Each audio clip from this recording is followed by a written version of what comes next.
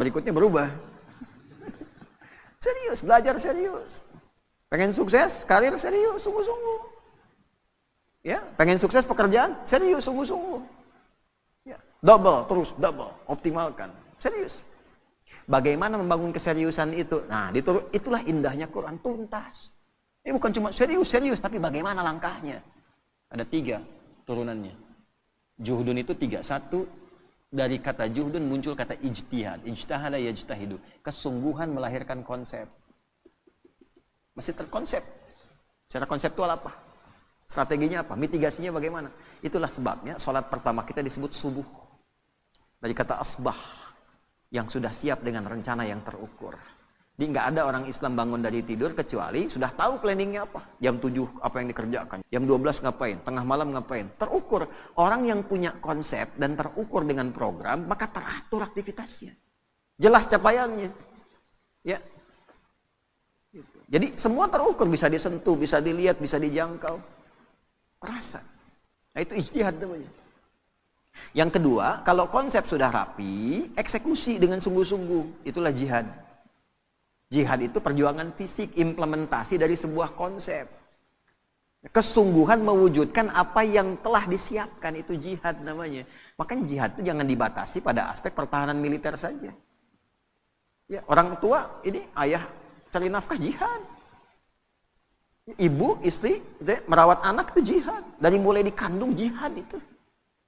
Ini yang sedang belajar, itu jihad. Ya, jihad itu sungguh-sungguh. Jadi jangan alergi dengan kata jihad, karena jihad itu positif asalnya. Berjuang dengan sungguh-sungguh, membela bangsa, bela negara, itu jihad. Makanya keluar resolusi jihad. Ini kalau belajar ya, nih saya gambarkan di surah 9 ayat 122 At-Taubah. Ini sekaligus kan kita tersambung live nih, yang dapat LPDP dari negara atau beasiswa keluar. Ya, atau ini yang DAU dan ABD Umat yang sekolah-sekolah ke Timur Tengah, ke Al-Azhar lewat Kementerian Agama, LPDP lewat Kementerian Pendidikan dan Kebudayaan dan sebagainya. Itu kalau dia muslim yang dapat dan dia beriman, berlaku ayat ini. Wa ma kanal mu'minuna liyanfiru kaffah. Kan? Falaula nafara min kulli firqatin minhum ta'ifah liyatafaqahu fid din. Tidaklah semua orang yang beriman itu ingin tergerak berjuangnya secara fisik semua. Mesti ada di antara mereka kalangan intelektualnya. Dan intelektual ini diwujudkan dengan belajar yang sungguh-sungguh. Tafakuh itu sampai paham. Asalnya faqih. Faqih itu mengerti. Mana faqih? Faqih. Nah, mengerti dia sekarang waktunya tidur. Ini nggak ada di sini. Nah, fikih itu paham, mengerti. Ya. Tafakuh berusaha sampai paham. Jadi orang beriman tuh gini, kalau belajar sampai ngerti. Ya, duduk paling depan. Nggak paham tanya. Jadi beda antara masuk dengan keluar. Masuk belum paham, keluar harus paham. Itu orang beriman. Bukan duduk paling belakang, nitip absen, nggak pernah nanya, ujian minjem catatan teman gitu kan. Pinter iya, cuman terbatas sampai ujian. Habis ujian hilang. Gitu. Syahadi wallahi katanya, ajaban lazam. Gharib Indonesia. Jadi orang Afrika datang ke saya bilang, jadi ini Indonesia ini teman saya ajaib nih, bingung saya. Kenapa? Kemarin ujian. Aneh belajar udah 3 bulan nih katanya. Malamnya itu, besok mau ujian, teman saya si Fulan pinjam catatan. Itu begitu keluar, saya 7,5, dia 8 kan. Saya bilang dia belum tahu sistem SKS tuh. Sistem kebut. Oh sekarang ada yang sejam pak. Itu. Nanti suatu saat kita belajar bagaimana anugerah Allah kepada kita yang kita syukuri sebagai bagian dari warga negara, bangsa dan masyarakat Indonesia. Orang Indonesia itu luar biasa. Oleh Allah dikasih nikmat yang banyak. Apa aja dari tubuhnya itu selalu istimewa. Saya gambarkan satu lidah aja nih. Kita itu lidah yang paling fleksibel termasuk di dunia. Dipakai bahasa apapun cepat. Silakan Anda lihat ya. Dengan segala hormat ini untuk menunjukkan saja anugerah ya, tahadus binikmah. Orang India belajar bahasa Inggris, akan kelihatan cengklok Indianya. Selancar-lancarnya orang India bahasa Inggris akan tetap kelihatan India. Cina pakai bahasa Arab akan tetap kelihatan Cinanya. Orang kita. Assalamualaikum. Kaifa halak? Masya Allah, suka bumi. Oh bedunya. Ya, saya tugas 2010.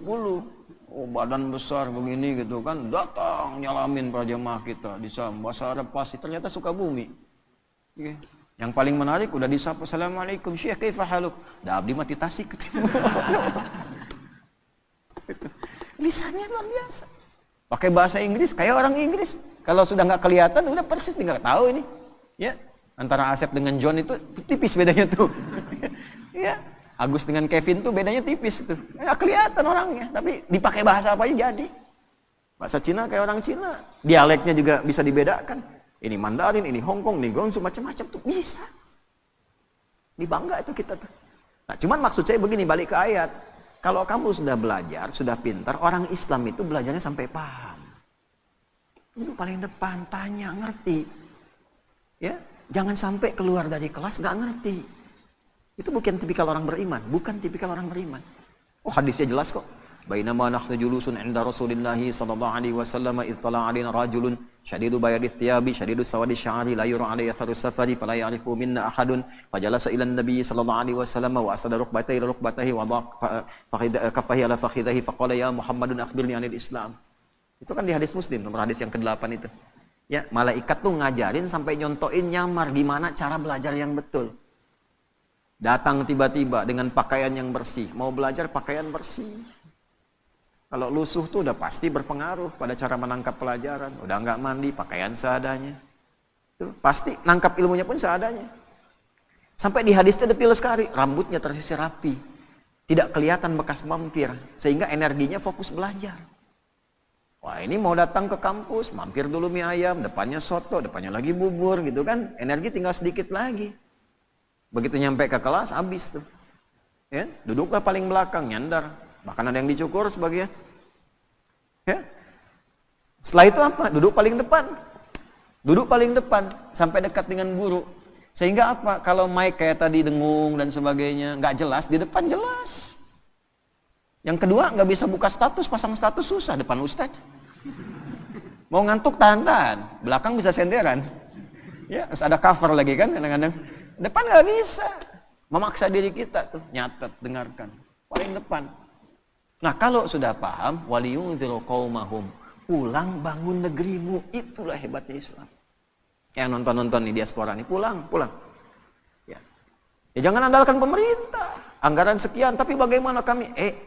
Orang beriman itu ciptakan kondisinya. Kamu yang kreatif, jangan selalu harus difasilitasi. Untuk apa jauh-jauh sekolah kalau nggak bisa bikin sesuatu? Sifat Quran pulang dan detil kalimatnya, waliyunziru qaumahum, pulang bangun desamu. Ini orang mana? Tangerang. Orang mana? Medan. Pulang ke Medan. Medannya di mana? Di Medannya tuh. Ya.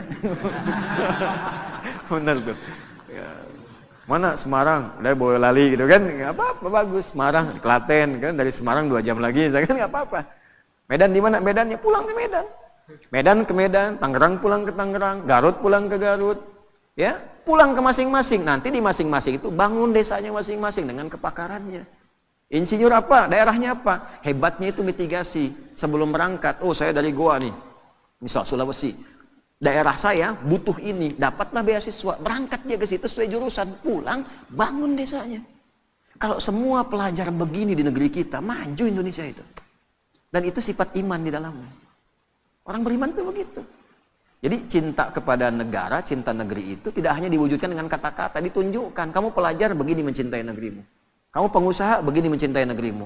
Yang paling hebat tuh begini, kamu makan di Indonesia, minum di Indonesia, kerja di Indonesia.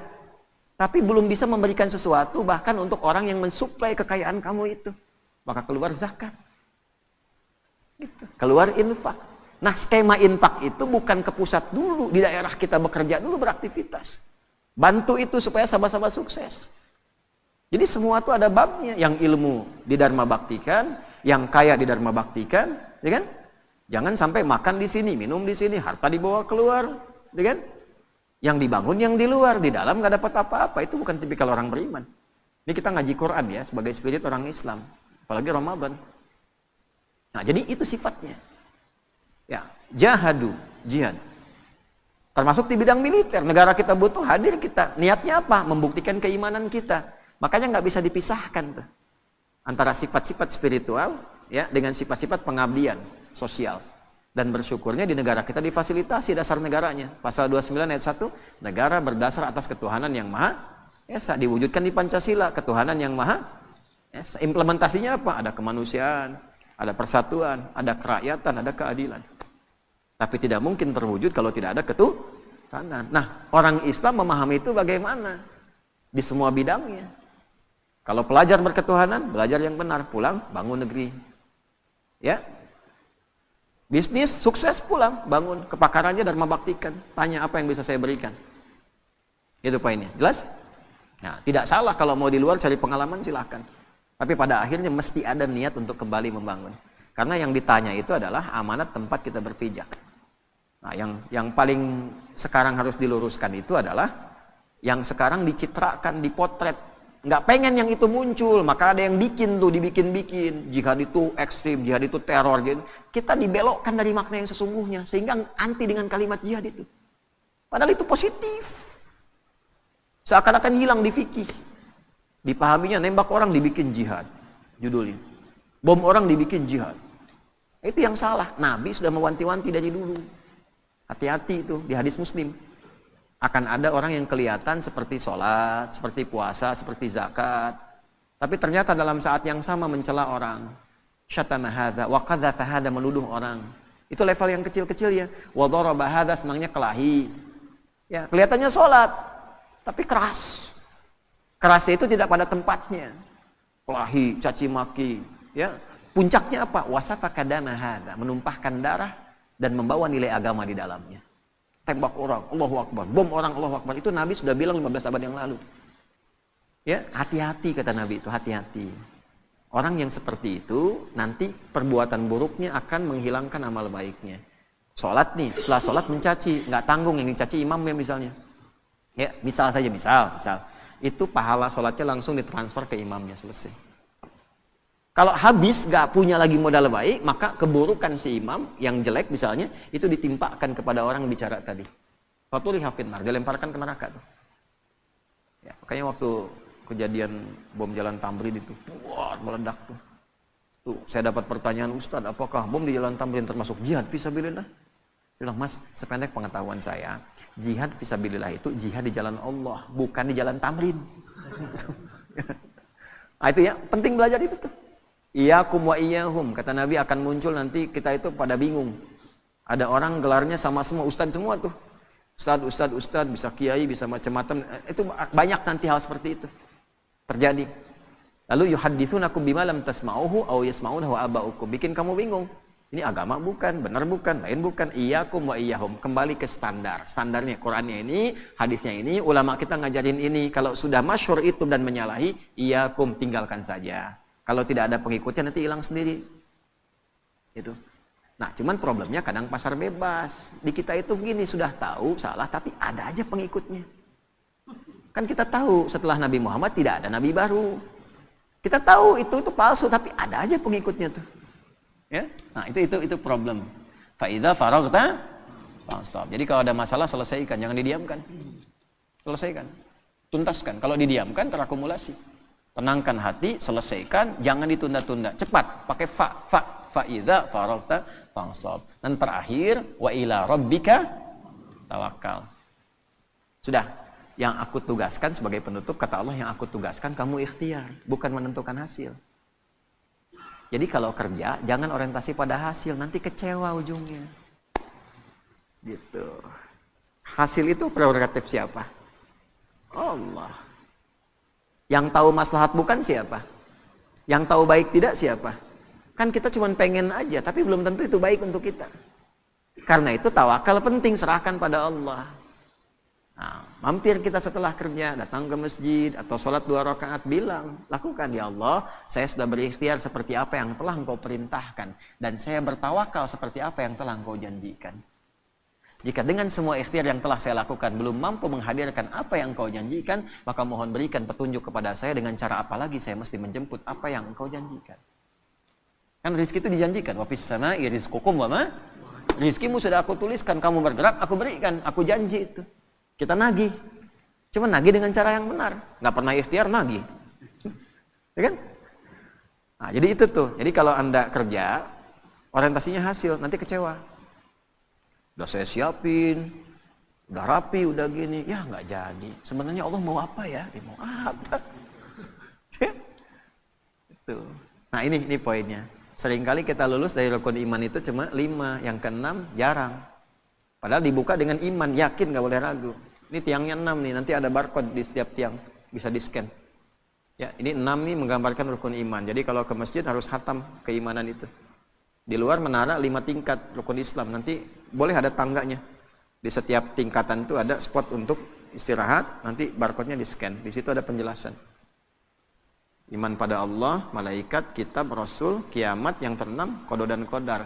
Hatam di Allah, hatam di malaikat, sampai hari kiamat kita yakin ada. Tapi begitu qada dan qadar, bicara takdir, seringkali gagal di situ. Ya, seringkali gagal di situ. Kenapa harus saya ya Allah? Kenapa harus begini ya Allah? Katanya iman. Jelas ya? Nah itulah al-insyirah. Orang yang sudah bisa mengimplementasikan ini dalam kehidupan, maka hidupnya cenderung lebih lapang. Cenderung lebih tenang. Dan sebagai penutup, kadang-kadang ketenangan itu lebih mahal dibandingkan harta yang kita buru dan kita ingin dapatkan. Mas, ya. Pilih mana tuh? Kaya tapi gelisah atau miskin tapi tenang? Udah 2 aja, nggak usah cari yang lain. Saya tahu pengen kaya dan tenang. 2 tuh kalau disuruh milih tuh. Ya kan tadi saya udah bilang cuma 2 pilihannya. Tapi kan manusia selalu mencari alternatif kan? Kan rumusnya gitu. Kalau terjebak dilema di antara 2 cinta, cari yang ketiga gitu kan? Ya. Artinya apa? Tenang itu penting. Karena itu sakinah didahulukan sebelum mawaddah. Ya. Wa ja'ala bainakum mawaddah. Tapi sakinah dulu, litaskunu ilaiha. Makanya singkatannya samara. Bukan masara. Ya kan samara, sakinah dulu baru mawaddah, dan mawaddah itu kan cinta kasih yang dibangun dengan kebutuhan-kebutuhan materi. Ya, di balik materi ada cinta. Istri cemberut, datang dengan materi, kasih gelang 2 kilo, sembuh lagi tuh. Itu materi itu. Ya, pulang bawa bunga, Pak Ahmad bawa bunga pulang tuh. Wah, berbunga-bunga hati. Ya kan? Apalagi dengan emas, beremas-emas tuh. Jadi materi itu membawa cinta, tapi sementara. Sementara. Ya, rahmat itu perhatian yang dalam. Tapi kenapa sakinah duluan? Harta kalau dikumpulkan, tapi tidak membawa ketenangan, hampa kehidupan rumah tangga. Betapa banyak orang kaya yang pisah. Betapa banyak yang kaya yang sengketa. Kenapa? Karena tidak ada ketenangan. Suami sibuk, istri sampai kurang perhatian. Istri sibuk, suami kurang perhatian. Padahal semua mencari, harapannya ingin kebahagiaan, karena yang dicari mawaddah dulu sebelum sakinah. Nah, sakinah itu ketenangan. Kita itu ngaji, kita sholat untuk tenang. Sebetulnya kalau orang sholat dapat modal itu, tinggal nanti dimudahkan untuk mawaddah. Makanya orang kalau rajin sholatnya, rajin baca Qurannya, cenderung tenang keadaan hidupnya, damai. Apapun yang dikerjakan, solusi. Gitu. Alhamdulillah di kita itu masih konsisten sholat sampai ke kampung-kampung. Makanya gampang memadamkannya, tenangnya tuh gampang. Gitu ya? Di tempat-tempat lain nggak mudah. Jepang agak susah sholat. Begitu banjir dikit, langsung bunuh diri tuh. Konslet dikit, bunuh diri tuh. Kita banjir berenang. Ya konslet biasa aja gitu kan. Tungguin, sabar gitu kan. Padahal rekening listrik kalau telat bayar diputus gitu. Ya, maaf PLN ini kan live itu. Ya, contoh aja ya, begitu alhamdulillah kita syukuri ya.